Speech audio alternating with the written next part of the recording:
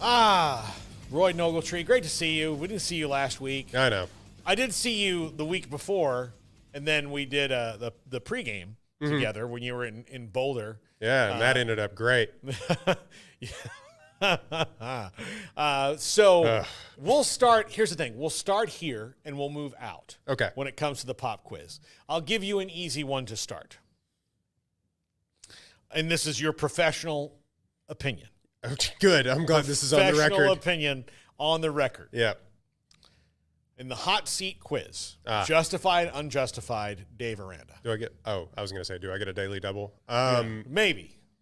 Dave Aranda. All right. So I think it is justified. Will it come to fruition?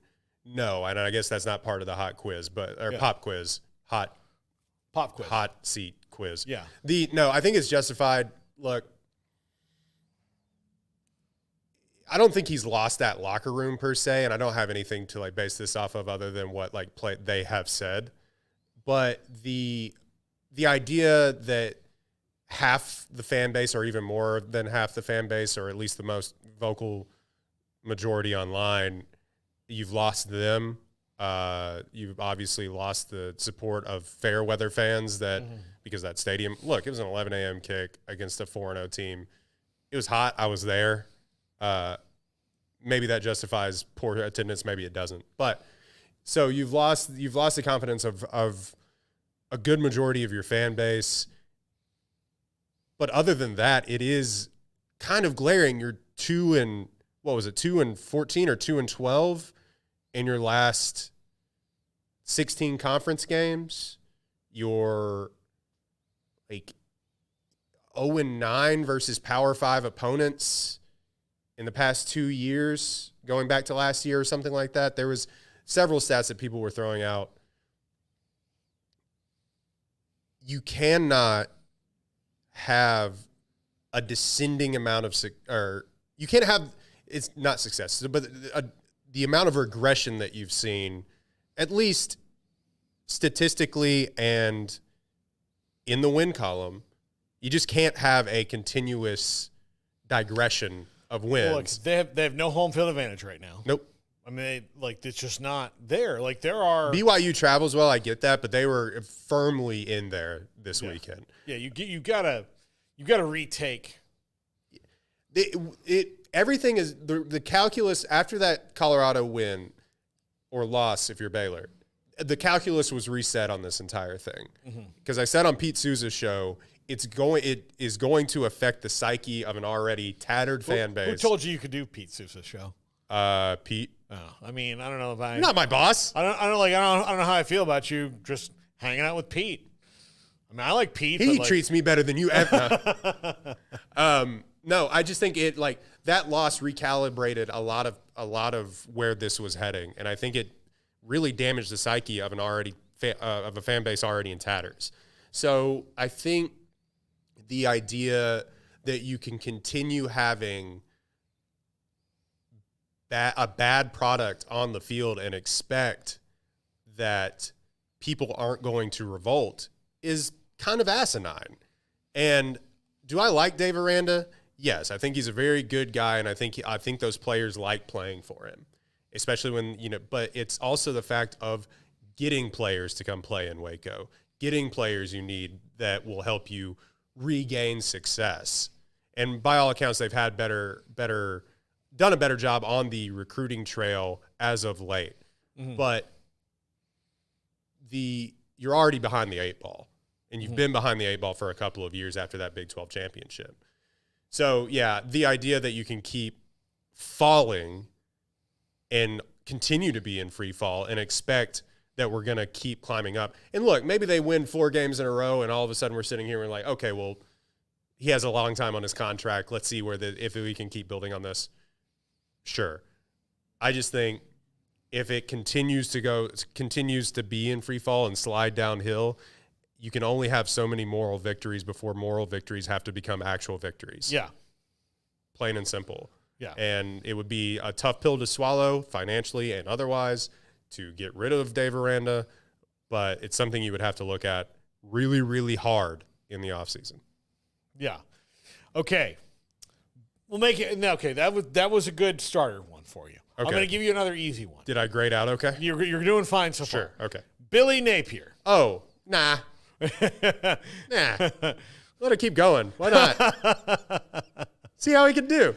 No, he's done. I think, like, you're 2-2, so it's not – the sky isn't completely falling. I think people in Gainesville would tell you that it is. But, you know, that loss to A&M hurt really bad at home. You bounce back and beat a bad Mississippi State team. UCF looks a little more manageable than it did a few weeks ago. Mm-hmm. So all of a sudden you beat UCF, you're 3-2, but then you get into Tennessee. Kentucky's better than we thought.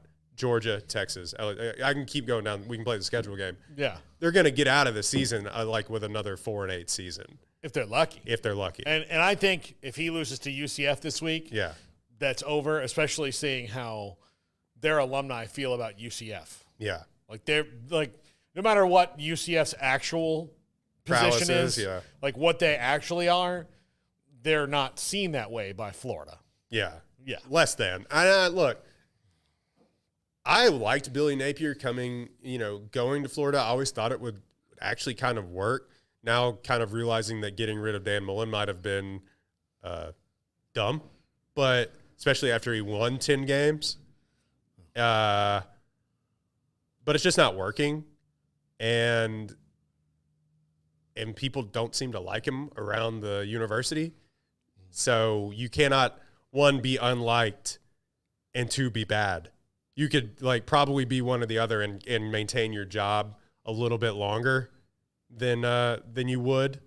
You could be bad and well liked and they'd keep you around for another year, or you could be unliked and good and they'll keep you around forever. But I just don't think the writing's on the wall, and you've said as much. You said before we came on is like dead man walking. So I can't add much more to that. Dave Doeren at NC State, who built that program on defense, and they have one of the worst in the country this year. Oof. He'll hang around, I think, a little bit longer, but I think they spend a lot of money, of course, like in NIL, it looks like, they bring in Grayson McCall, who just hasn't worked, unfortunately, because I had a lot of Grayson McCall stock.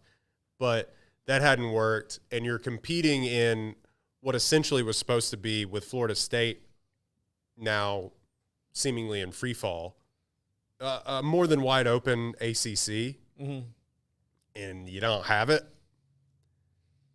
Tough look. Yeah. Tough look. We'll see how it goes the rest of the year and if they beat their rivals and so on and so forth. But when your other programs are having as much success as they are, and NC State has been a really fun football program over the past few years. It's tough when your basketball program is making Final Fours and stuff and you're losing. Now that shouldn't other sports success shouldn't equate to what you're doing on the football field. Mm-hmm. But you got to take a look at it and be like, well, we're succeeding in all these other things, baseball, basketball, all this stuff. What's happening with our football program? Yeah. It's the microscope starts to tighten in a little bit more. I think he's fine for right now. Yeah. But warm. Yeah. Warm seat. Okay. Sam Pittman at Arkansas. He's done. You think so? Oh, yeah. Here's why I think so, and see if you agree with me. That A&M game was a tough one because they just don't win it. Mm-mm. And Jerry Jones made that happen so he could have his team playing against a team he hated when he was playing at Arkansas at A&M. Like, he wanted to see that, and only a couple times has that worked out for him. Yeah. Like, and he sets up the whole party, and then A&M comes in and crashes it, right? I just don't think and so if he doesn't like that, and there's a lot of other big money people, the chicken man, Mr. Tyson, probably doesn't like it either. I think the Waltons really like him. Yeah, I think that's just one of those things. They like Sam Pittman. Tim Brando told us yesterday he thinks Sam Pittman can get through it. I just wonder, when do the crazy start popping out going, look, we keep losing to A&M. Yeah. They've got Taylon Green right now who's got a lot of potential. Let's not waste this opportunity. Yeah, I think, like that game against A&M was tough because watching it and, you know, A&M was flying around on defense, but the problem was they had so many opportunities to not put it away, but like take the lead and hold on to it. And A&M really didn't close the door on it until the very end. But it, when you're losing in front of Jerry, in a game that that he has set up, an artificial rivalry that he has made, I don't think it goes very well.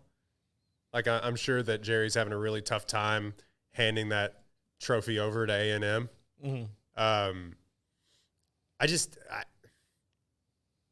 They had managed success when he started, and then it's kind of like a Dave Aranda thing. It was like really good when they started, and then it just has not been good since. I think, didn't they go 4-8 last year? Like, yeah. I could have that wrong, but I think that they played hard for him this weekend, I will say, but you have to recalibrate what you're doing there, especially if you have another free fall season like they did last year. Yeah. You also have to rethink about, like, what does success mean to us at Arkansas at this stage? Yeah. And maybe they say we're the only show in town, so it should be great, but, you know, I don't know. Brent Pry, Virginia Tech. It's tough. They're losing games stupidly. and probably they may have been hosed on that last call against Miami in general. But, you know, going in and losing, they lost to Vanderbilt early on, right? Mm-hmm. Tough. Yeah. Vanderbilt's better, but tough. Losing to Miami the way you did.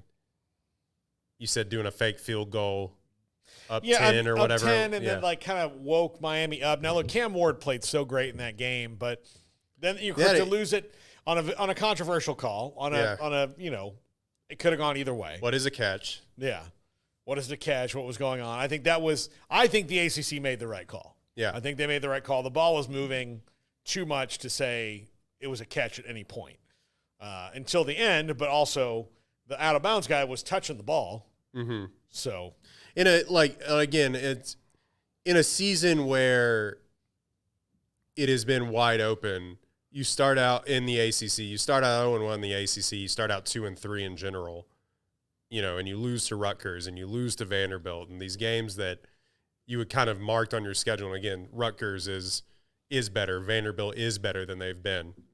But, you know, you mark these games where it's like, we have Kyron Jones at quarterback. He's going to take the next step. He's going to be Heisman. He looked good the other night. Yeah, so. And he is good. He's a good football player. But, like, he's going to take the next step and be this Heisman candidate. And we're going to be back to the days of Vic and company. Yeah. And it ain't that. No. So I don't know. Okay. Last but certainly not least. Kirby Smart. Hot seat, maybe not, but retirement seat, Mack Brown.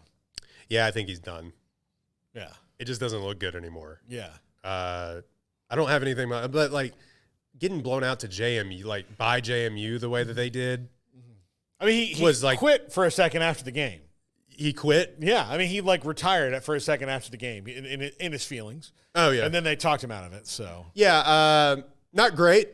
Not a great look. I think giving up that many points to James Madison, a good football program. But, yeah, going down like 70 to James Madison is sort of the precursor to now they're 3-2.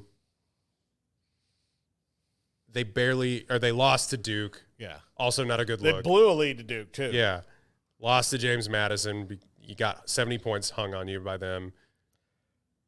Yeah, they're just playing sloppy football. That game against Minnesota to start the year, and look, all football to start the year, you've even seen it in the NFL, is sloppy football. Yeah. We just are there now for some reason. Nobody plays perfect to start any year. But that game was, I don't know if y'all stayed up late and watched that, disaster. It was people throwing picks and then throwing picks back to the other team and then throwing a pick and fumbling and just like fumbling out of the back of your own end zone. It was just awful football to watch. And so I should have known that it was like, oh, maybe we don't have a lot of control over what's happening here anymore. But I think he's probably – they may scrounge together a bowl game, but great career, Mack. Good job. Thanks for getting us back on track here at UNC a little bit, getting us some top 10 quarterbacks, boosting the brand of UNC football. We'll see what Michael Jordan has to say about your tenure, like going forward.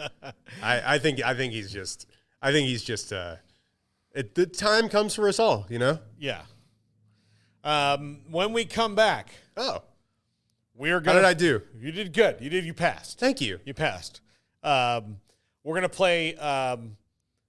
Who is the Big 12? What is the Big 12? Why is the Big 12?